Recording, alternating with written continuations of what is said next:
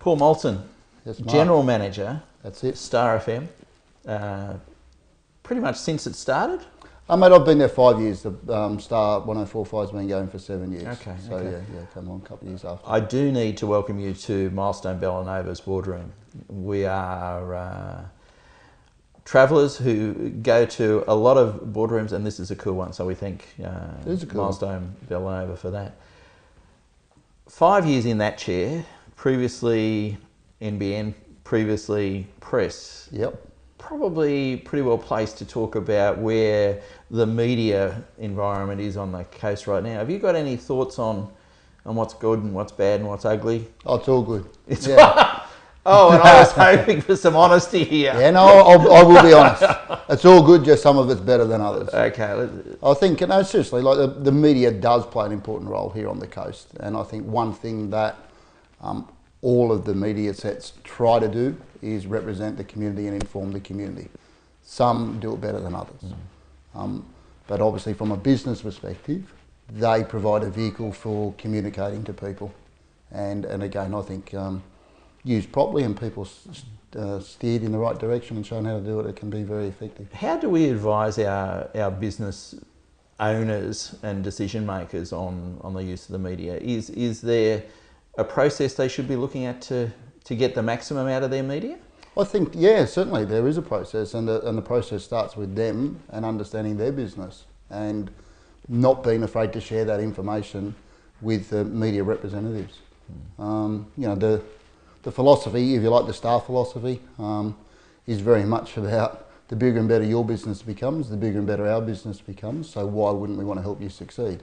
So it's, you know, we make a livelihood out of making businesses successful. So the last thing we want to do is see a business fail. Yeah. So, are there misconceptions about the media in terms of what it costs? And I think so, yeah. It's like, you know, generally people, we're a negative sort of race and we tend to assume that things are something that are not affordable.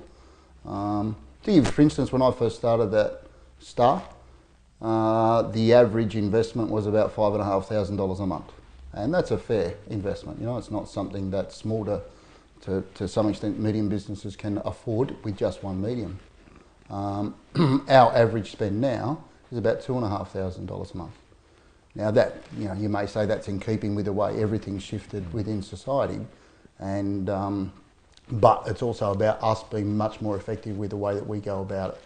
There was a very loose attitude within the media here on the Central Coast for a long, long time, was that people need to spend a lot of money and they need to spend it often.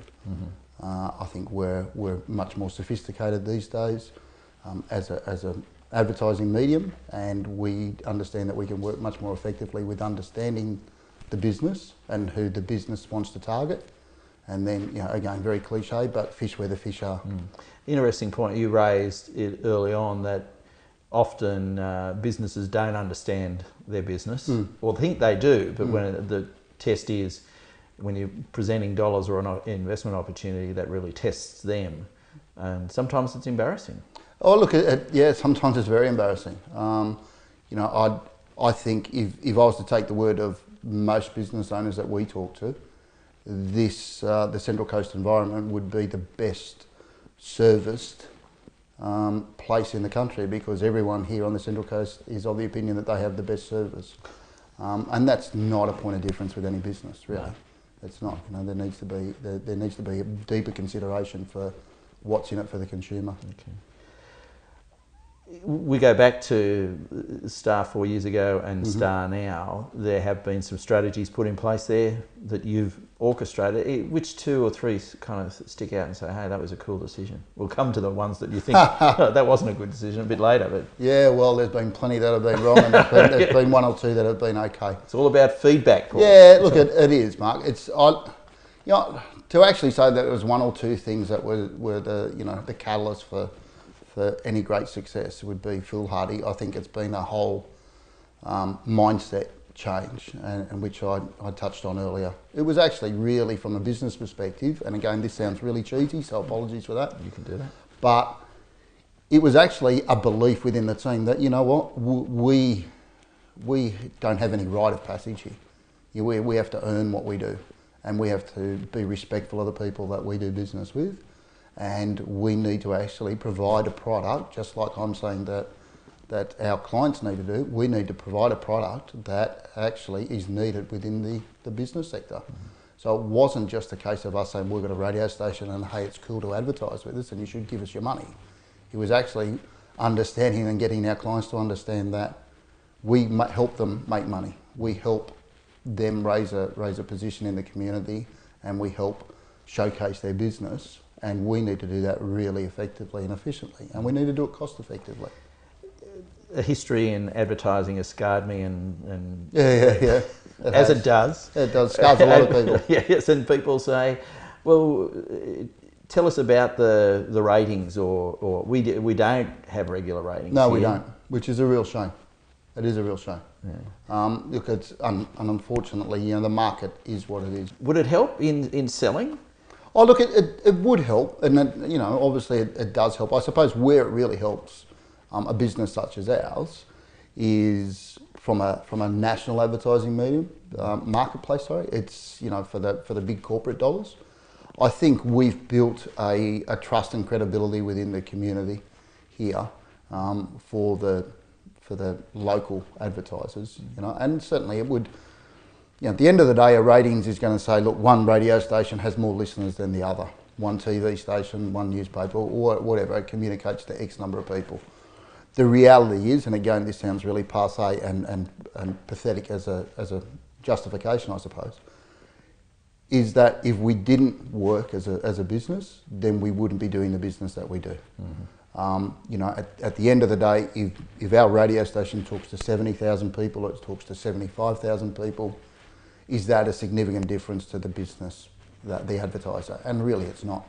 If we could get 1% of those people motivated and act upon the message that was going to air, there's probably a few businesses that could cope with that demand. They'd manage and be excited about it. Exactly. Okay. So, whilst it would be good from a number of aspects, and I suppose, again, certainly from our business perspective, from an ego perspective, yes, it would be nice to know how people think of you every now and again. Yeah. The next 12 months, what's it look like for Star FM on the coast? Yeah, the next 12 months is very exciting. We've implemented quite a few changes over the last 12 months, mm-hmm. and some of those changes have been forced upon us, and some of those changes were necessary, and we've implemented. And we're really happy with the lineup that we've got. We're very happy with the position that we hold within the community. It's about us again committing more and more to the Central Coast. So for us, the next 12 months will be exciting. Mm-hmm. Business is going to be tough. But business will continue to be tough the year after and the year after. And business is tough. I think you talk to anyone, if I spoke to my grandfather, he was still alive, he'd be telling me it was tough when he was a kid. So Indeed. Yeah, I don't see that changing. A nice gentleman like yourself probably doesn't have a rant. If you could change something, if you look at the coast or business generally, is there something that you would love to change?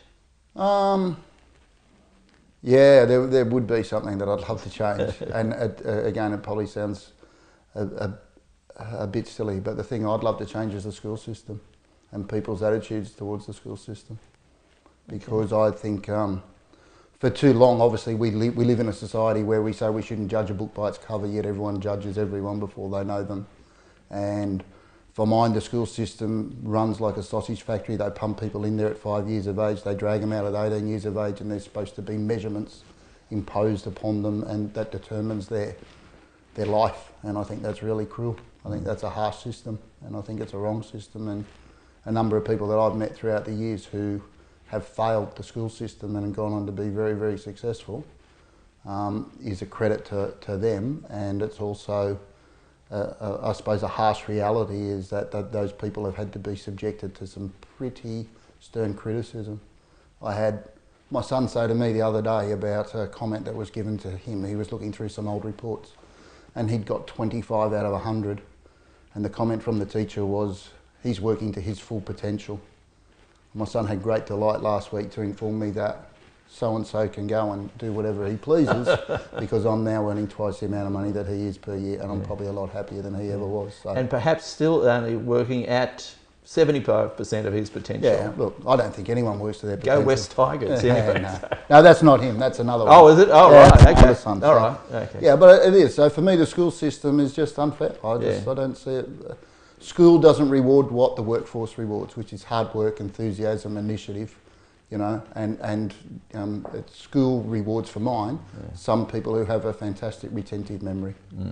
And there is there's my soapbox. No, that's cool. We will send you. I will send you Seth Godden, who shares your view of school and the crushing of art and generosity and creative thinking. You know, in a factory environment. Yeah, right. You might enjoy his readings. readings. I'm sure I would, because it's something we need to do, and we can do it as employers, but we don't do it early enough, because by the time they get it to us, a lot of that spirit and art is broken, is crushed.